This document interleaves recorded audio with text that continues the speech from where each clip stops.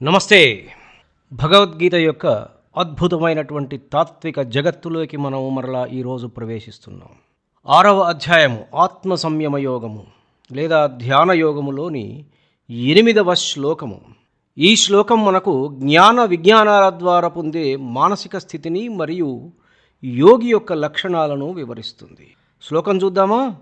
జ్ఞాన విజ్ఞాన తృప్తాత్మ కూటస్థో విజితేంద్రియః యుక్త ఇత్యుచ్యతే యోగి. యుక్త ఇత్యుచ్యతే యోగి సమలోష్టాశ్మకాంచనః.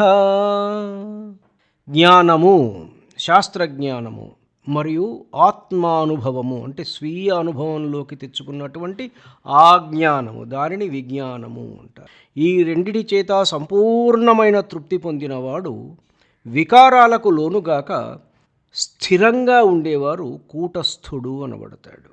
ఇంద్రియాలను జయించిన వారు మట్టిని, రాయిని, బంగారాన్ని సమానంగా చూసేవారు వీరిని యోగి అని అంటారు. జ్ఞానము లేదా జ్ఞానము మరియు విజ్ఞానము కేవలం పుస్తకాలలోని లేదా శాస్త్రాలలోని విషయాలను తెలుసుకోవడం జ్ఞానము. ఆ తెలిసిన సత్యాన్ని తన స్వంత అనుభవంలోకి తెచ్చుకోవడాన్ని విజ్ఞానము అంటారు. అంటే తను తెలుసుకున్న దాన్ని తన అనుభవంలోకి తెచ్చుకోవడం, అప్లికేషన్ అన్నమాట. Mere knowing of things is not sufficient. You have to bring all those things in to your experience. You have to experience them.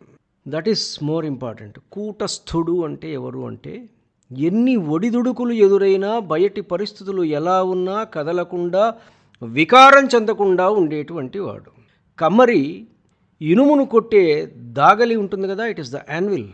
ఎలాగైతే దెబ్బలకు చెదరదో యోగి హృదయం కూడా అలాగే స్థిరంగా ఉంటుంది. విజితేంద్రియ అన్నారు పరమాత్మ ఈ శ్లోకంలో. మనస్సును, ఇంద్రియాలను తన అదుపులో ఉంచుకున్నవాడు విజితేంద్రియుడు. సమలోష్ట అశ్మకాంచన. ఒక యోగికి మట్టిగడ్డ, రాయి మరియు బంగారం వీటి మధ్య వ్యత్యాసం ఉండదు, అన్నీ సమానమే. మట్టి, రాయి, అశ్మము అంటే రాయి, లోష్టము అంటే మట్టిగడ్డ, కాంచనము బంగారం. ఈ మూడిటికి అసలు తేడా లేదు యోగికి. ఎందుకు అంటే ఈ యోగి వాటి లోపటికి వెళ్ళి చూస్తాడు. ఒక్క క్షణం సైంటిఫిక్గా ఆలోచిద్దామా? మనం సైంటిఫిక్గా అనుకుంటాం కదా, బంగారం అయినా, మట్టిపెడ్డ అయినా, రాయి అయినా అన్నిటిలో ఉండేది ఏమిటి? సైంటిఫిక్గా ఎలక్ట్రాన్లు, ప్రోటాన్లు, న్యూట్రాన్లు. ఇంతే. సబాటమిక్ పార్టికల్స్ ఇంకా ఉంటాయి కొన్ని. ఇంతే కదా. ఏమైనా తేడా ఉందా? ఏమీ లేదు, ఏమీ లేదు. మనం వాటికి విలువను ఆపాదిస్తున్నాం అంతవరకే. ఇది విలువైంది, ఇది విలువైంది కాదు అని చెప్తున్నాం. ఆ ఆపాదించడము అనేటువంటి ఆ త్వరని, ఆ పొరలని తొలగించిన వాడే యోగి. ఈ స్థితిని చేరుకున్నప్పుడే మనిషి సంపూర్ణమైనటువంటి అంతర్గత శాంతిని, స్థితప్రజ్ఞతను పొందగలడని కృష్ణ పరమాత్మ మనకు వివరిస్తున్నారు. జ్ఞాన విజ్ఞానము, జ్ఞానము విజ్ఞానము అనే రెండు పదాలు కదా స్వామి వాడింది. ఈ జ్ఞానము అనేటువంటిది ఇది సంస్కృత ధాతువు జ్ఞ అనేటువంటి ధాతువు నుంచి వచ్చింది. ఏమిటిది? జ్ఞ అంటే దాని అర్థం ఏమిటంటే తెలుసుకోవడం, టు నో. ఆంగ్ల పదాలు నో, గ్నాసిస్, నాలెడ్జ్ వంటివి కూడా ఈ ధాతువు నుండే పుట్టాయి. శాస్త్రాల ద్వారా, గురువుల ద్వారా లేదా వినడం ద్వారా, శ్రవణం ద్వారా పొందేటువంటి పరోక్ష జ్ఞానాన్ని జ్ఞానము అంటాము.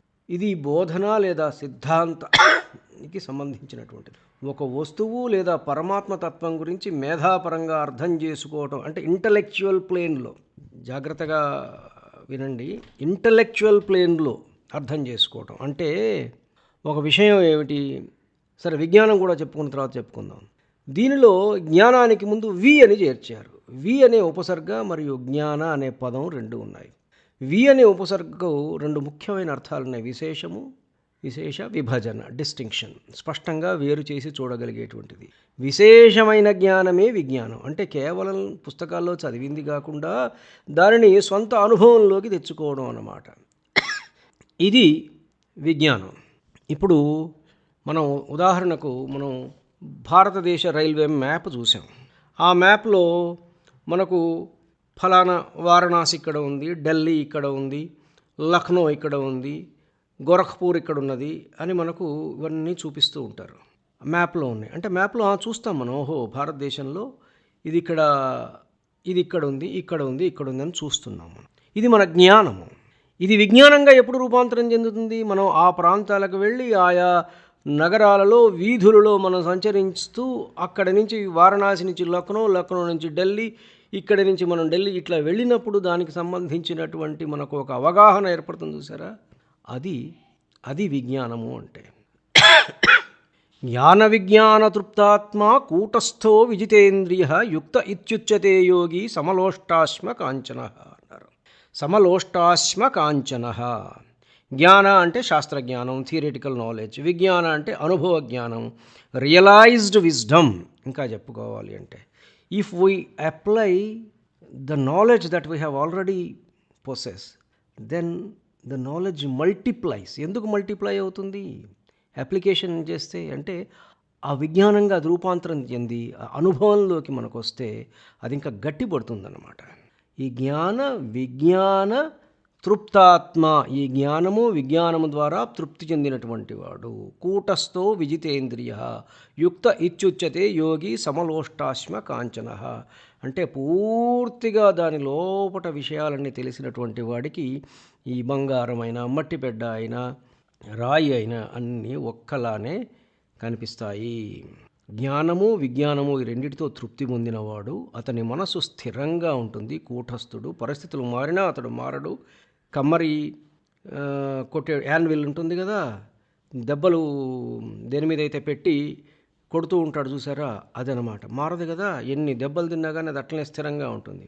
అతడు ఇంద్రియాలను నియంత్రించుకున్నవాడు. అతడు మట్టి, రాయి, బంగారం అన్నీ సమానంగా చూస్తాడు. అంటే బాహ్య వస్తువుల విలువలతో కాకుండా అంతర్గత స్థిరత్వంతో జీవించేటువంటి వాడే యోగి.